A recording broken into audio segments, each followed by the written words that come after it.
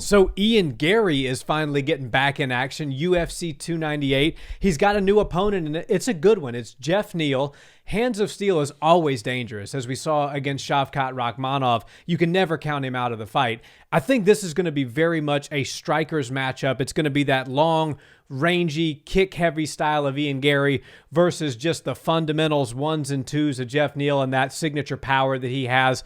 Want to ultimately make a prediction, but first, what are your thoughts on the fight? I really like it. And, Ian Garry was in all of the headlines leading up to his last fight, right before he had to pull out. And then it felt like the day of the UFC card, or maybe the week after, they had announced that he was fighting Geoff Neal. Yeah. So they had a quick return. They wanted to see Ian Garry back in action. And I thought this was actually a more compelling and more exciting matchup for him. Geoff Neal is no punk. He's so good. And this one, to me, is actually, as a fight fan, more of an intriguing matchup because Ian Garry is a very good dynamic striker. He's big for 170. He's long and rangy and knows how to use it.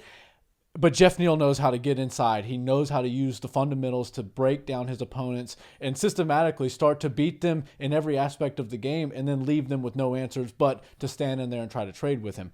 And I think if you look at Shavkat's, basically body type, it's very similar to Ian Garry's. And that's something you have to look at when you go back and study Geoff Neal, because everybody thought he didn't really have a chance when it came to Shavkat. And I was actually lucky enough to be in Vegas for that fight. So I was in there in the UFC PI with Shavkat all week, and I was seeing Geoff Neal every other day as well. So I saw both of them. I got to see their bodies leading up to the fight. I know Geoff missed weight by a couple of pounds, but the fight ended up being so good that Dana gave him the bonus. And I think that Geoff really brought a fight to Shavkat that Shavkat wasn't anticipating. And I think moreover than Shavkat not anticipating it, I don't think the fight fans really saw that being as competitive as it was. And that's why I think Geoff Neal really has a good chance to steal a lot of thunder from Ian Garry, who, take the negative comments and the positive comments, has a lot of potential and is really good at garnering a lot of attention right now. So if Geoff Neal's able to get his hand raised against somebody like Ian Garry, I think he puts himself right back into the mix as far as the top of 170 goes. Yeah, there will be no question about that. Anytime that you have a young prospect who's in headlines, be it good or bad or both, or, it's kind of a mixed bag with Ian Garry. Some of his personal stuff has certainly not given him the best headlines, but his performances inside the octagon have been very good. Yeah. And anytime you can steal the O away from a hot, undefeated prospect, you're in the mix. You basically take their steam and then you carry on with it. Right. And Geoff will be looking to do that. Geoff wins most of his fights that he does get his hand raised in by knockout. I think he's got almost a 66% knockout finish rates in the fights that he's won. Right. And so it's no secret, and he does most of it with his hands, hence the nickname Hands of Steel. So he's going to be looking to put the ones and twos on Ian Garry. He's going to be looking to create some angles and make his way in. He's going to try to navigate the heavy kick game of Ian Garry and that range that he likes to play with. My prediction, however, is going to be Ian Garry's going to get his hand raised in this one, and I think it's going to be by decision. I'll tell you why.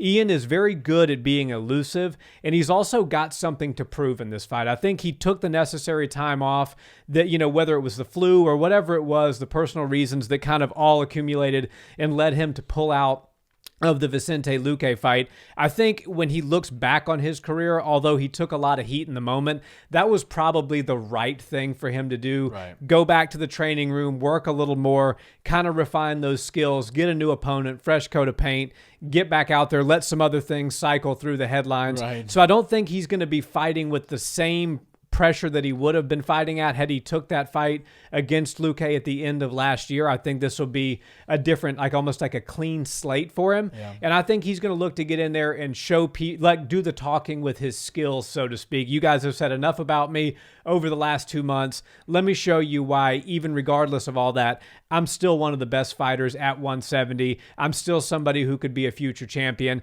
And I think he's going to look to put on a striking clinic, so to speak. And I don't think he's going to take a lot of chances. I think he's going to stay on the outside. I think he's going to try to do some damage with some leg kicks. I think he's going to stay behind that jab and really try to confuse Geoff Neal, hopefully learning, if you're Ian Garry, hopefully learning from some of the mistakes that Shavkat made with as far as not moving his head and just being a stationary target. And I think Gary's going to kind of do what he needs to do to win 2 of the 3 rounds and get his hand raised. Well, that's interesting you bring that up, because a lot of people see Ian Garry as a guy now with a chip on his shoulder, and for all the right right reasons. You know, I mean, Yeah. he caught all sorts of flack over the past several months, and it hasn't really gone away. It's sort of a dark cloud that's going to remain over him until further notice. I don't really see a day where the MMA community lets up on Ian Garry. Yeah, I agree. But that could be, creating a monster. You could be formulating a chip on his shoulder that's so rough and so aggressive that he winds up just going out there and wanting to kill everybody. And that's, a double-edged sword. Should he go out there and try to just destroy all these guys? Should he go out there and try to look for finishes? And obviously he's an undefeated fighter. Should he go out there and try to get his hand raised emphatically and finish everybody he's in there with? Or should he go out there with a game plan like he's come in to the UFC fights many times over with, and try to just outpoint people, try to be the better fighter, the more skilled technician on the feet, and use that range to win? I don't really know, and I think part of what happened to him outside of the octagon might plague his performances on the inside, right? Because if he comes in and he's looking to take Geoff Neal's head off, we know Geoff Neal's a very durable guy. We know he hits really hard, and he's not the kind of guy you want to stand in there and go 1 for 2 with. I think Geoff Neal has a lot of power and can get this fight finished if Ian Garry leaves himself exposed, tries to rush in a little bit too much, or gets just too aggressive with his entries and too aggressive with his mindset and his game plan, and that could leave him open, that could leave him exposed, and that could get Geoff Neal his hand raised against the undefeated prospect. So I don't know which Ian Garry we're going to get. Are we going to get a guy who says, forget what the news says, forget what the headlines say, forget what the MMA community says about me. I'm still a high-level striker. I'm still a guy who can beat you on points. I'm still a guy who can steal rounds from you and make you look bad doing it. Or is he going to come out and say, you know what? This made me so angry, I'm going to go out there and I'm going to crush everybody. If he starts going with that approach, the Mike Tyson approach, right? Go for the finish, never win the decision. Yeah. Or go for the decision, never get the finish. If he does that, which I'm certainly not saying that's his game plan right now, I'm just saying I don't know what he's going to go in with, and I have a feeling the chip on his shoulder and the fact that he's still a young guy with a lot to prove. He comes from a part of the world where they're brash. They like to speak from their heart. They like to fire off on their opponents.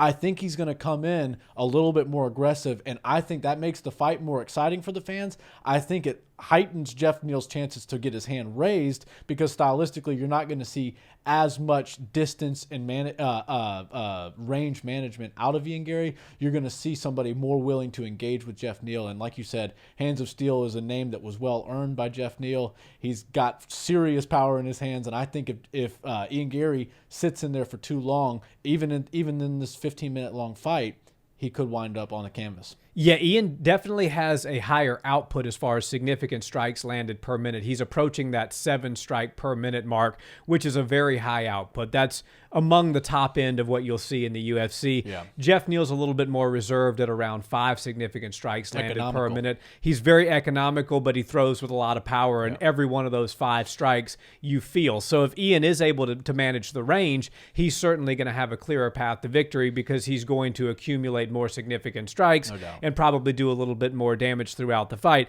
If he, as you said, throws caution to the wind and says, I'm going to go out there and prove a point, Jeff's 5 strikes might be doing more damage than Ian's 7 in close range. Yeah. So it's going to be very interesting to see what game plan Ian goes in there with. I'm just going to stick with my guns on this one and say that I think that he does have some growing up to do both inside and outside of the octagon, but I think he's mature enough to understand where his position is in the organization right now. He is somebody that the UFC brass is looking to build as a star of tomorrow, and I think he's going to fight a smart fight for that reason. All good points there. I totally agree. And Ian Garry is one of those guys, he's got a lot to iron out inside the octagon, outside the octagon, on the mic, and just in life in general. So this is a good bump up in competition for him. I'm excited to see what the future holds for him. But when it comes to predictions, man, I'm not a biased guy. I know we get a lot of comments on the YouTube channel that say we aren't a biased channel. They like the fact that we come in unbiased. Unfortunately for this one, Geoff Neal is a guy I know personally. He's a good fighter, a great human being, and I'm going to have to show a little bit of bias. Even though if I didn't know him and I didn't know Ian Garry, I'd probably still pick Geoff Neal to get his hand raised. The fact that I know him personally and I saw him after that Shavkat fight and he was just a dog in that whole fight, everything about Geoff Neal I'm a fan of, so I'd like to see him go in there, get his hand raised. But Ian Garry's a very durable fighter. He's very game. And in 15 minutes, I just don't see either guy being able to get the other one out. This is going to be a fun one. For sure.